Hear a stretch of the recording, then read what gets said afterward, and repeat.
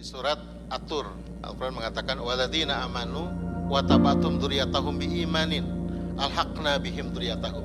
Orang-orang beriman yang diikuti oleh anak-anak dan keturunannya dalam keimanan, Allah akan sambungkan mereka. Gitu ya. Jadi ada persambungan nih. Kalau Al-Quran bicara akidah, keimanan. Kalau dalam perspektif kita, keimanan itu bukan berhenti sampai kepada akidah keyakinan, ideologis, bukan, tapi sampai kepada perjuangan yang diwariskan. Kalau Bapak Ibu sekalian punya misi keluarga mencetak generasi Al-Quran, maka itu sebelanjut sama anak dan keturunan. Ya, kalau kita ingin menebarkan hafiz, mencetak para pengusaha muslim, maka kita harus melakukan itu dan harus jadi kurikulum di rumah.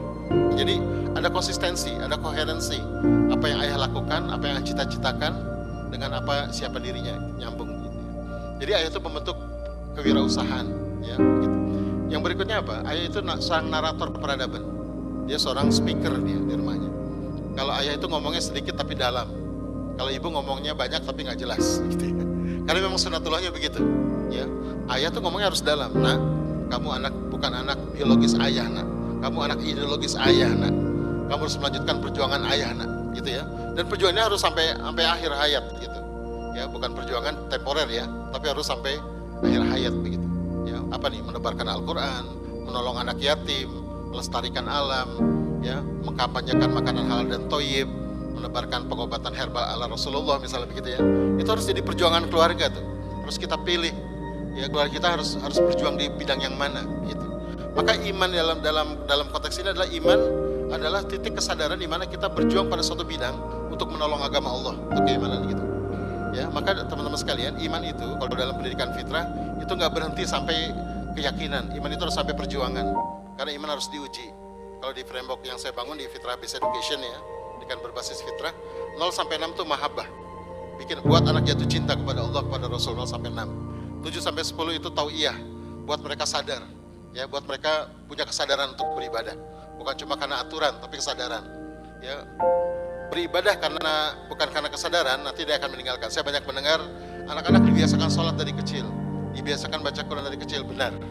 Tapi hati-hati, pembiasaan tanpa cinta itu tidak membangun kesadaran. Sepakat ya? Berapa banyak anak yang dari kecil sholat, ketika gede nggak sholat.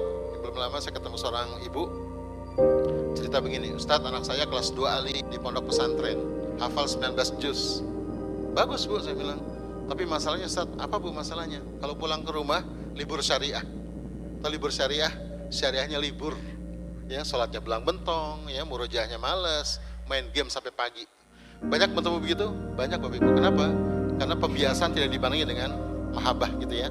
Jadi 0 sampai 6 mahabbah, 7 sampai 10 tau'iyah, kesadaran ya, dengan keteladanan, napak tilas, dinapkan di rumah orang soleh gitu ya.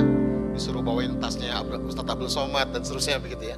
Jadi 7-10 ini masa mengembara.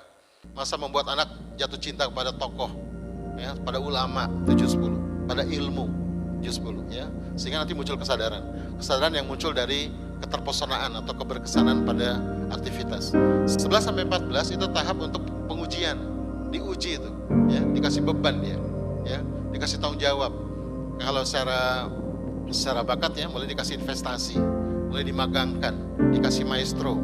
Kalau dari sisi keimanan dikasih murabi. Jadi Bapak Ibu sekalian, anak dikasih murabi itu umur 11-12, ya, jangan ketuaan dikasih murabi itu. Tahu murabi ya? Murabi ustadz pembimbing, ya, pembimbing akidah. Bukan cuma guru ngaji, ya, pembimbing akidah. Jadi kalau di framework yang saya bangun, usia 11-12, selambat-lambatnya 12, berikan anak kita 2 sosok pendamping. Satu murabi, satu maestro. Murabi untuk akidahnya, maestro untuk bakatnya. Ya, syukur-syukur orang tuanya kalau bisa. Gitu ya. Nah ini dalam akidah begitu. Maka nanti 11-14 itu mulai dikasih wazifah pembebanan. Ya, maka Bapak Ibu sekalian, keimanan dalam konteks fitrah itu nggak berhenti sampai keyakinan. Dia harus berwujud sampai ujian. Ya, kenapa? Karena ujungnya adalah da'iyan ilallah. Iman yang tumbuh dengan paripurna akan berujung menjadi orang yang berdakwah kepada Allah.